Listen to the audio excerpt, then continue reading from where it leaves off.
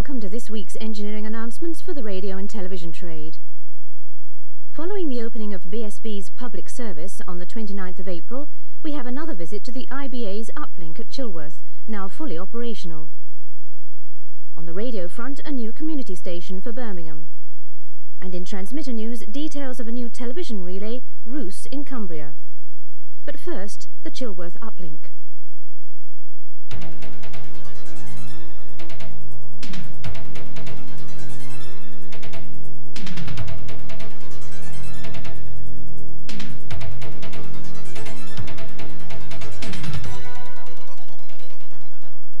The world's first unattended satellite broadcast ground station has been built by the Independent Broadcasting Authority at Chilworth near Southampton. This station uplinks British Satellite Broadcasting's 5 channels for the UK's DBS service, and the whole project was completed in just 2 years. On July the 15th, 1987, the IBA granted a 15-year franchise to BSB for satellite television.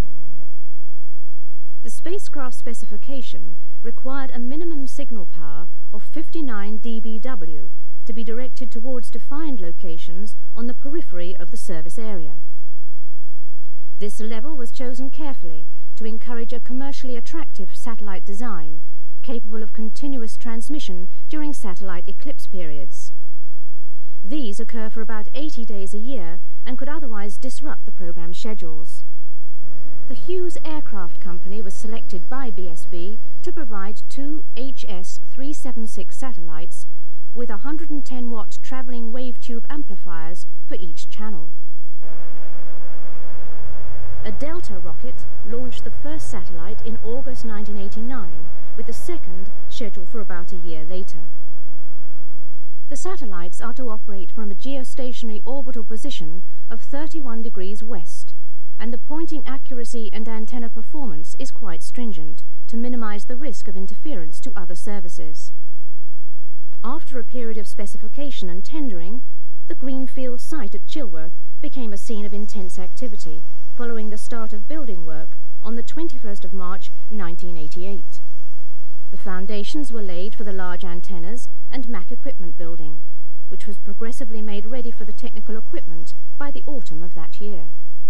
The dish mountings have been designed to ensure that the uplink aerials, with a pointing accuracy better than 1/10 of a degree, remain on station, despite the effects of wind loading in gusts of over 100 miles per hour. The 8-metre diameter antennas, each weighing over 2 tons, were first assembled on the ground, with very careful alignment of the surfaces using a laser marking technique, before being hoisted into place on the support pedestals. For UK satellite broadcasting, the government adopted the IBA's DMAC system in compliance with the standards recommended by the EBU and European Commission. This transmission system is upward compatible to widescreen aspect ratio and enhanced picture quality.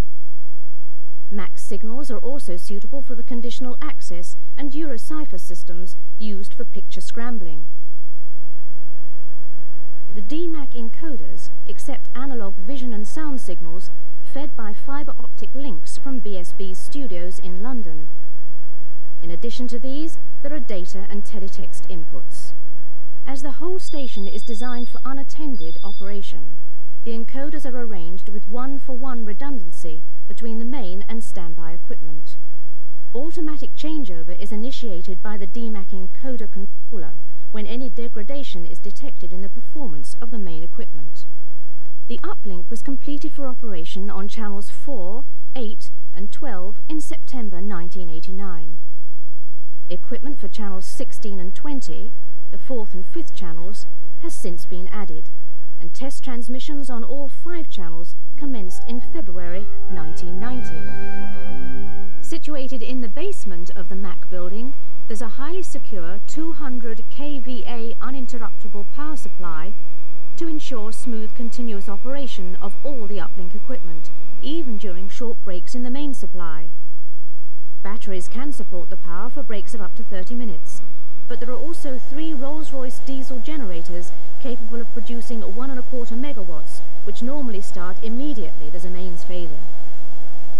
high-power 17 GHz microwave transmitters are housed in a cabin located immediately behind the antennas in order to minimize losses. The cabin contains 5 pairs of main and standby klystron amplifiers, each able to deliver up to 1400 watts of RF carrier power via the antenna combiner to one of the uplink dishes. Circularly polarized signals in the lower half of the DBS feeder link band are transmitted to the satellite.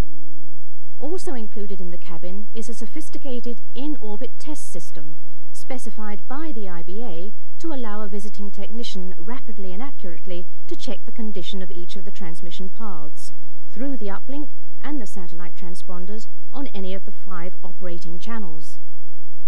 A beacon receiver is used to monitor satellite movements, which are tracked by the dishes via an advanced smooth step-track steering system, incorporating a memory which recognizes the spacecraft's maneuvers and predicts its position.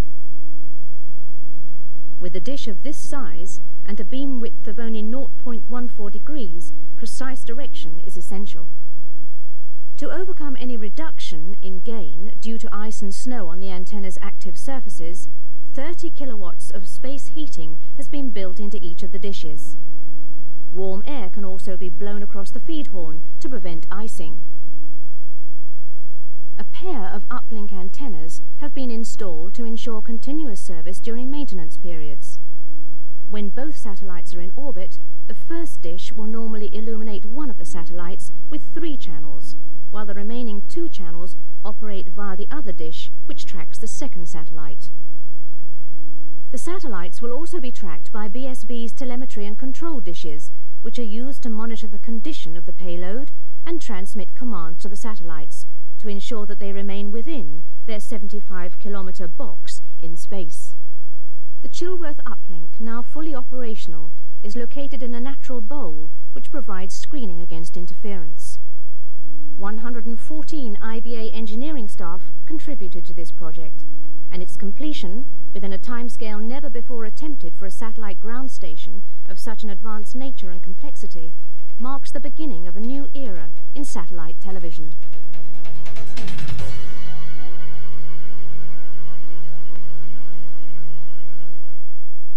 There are no special announcements this week, but please refer to Oracle pages 297 and 697 for the latest information.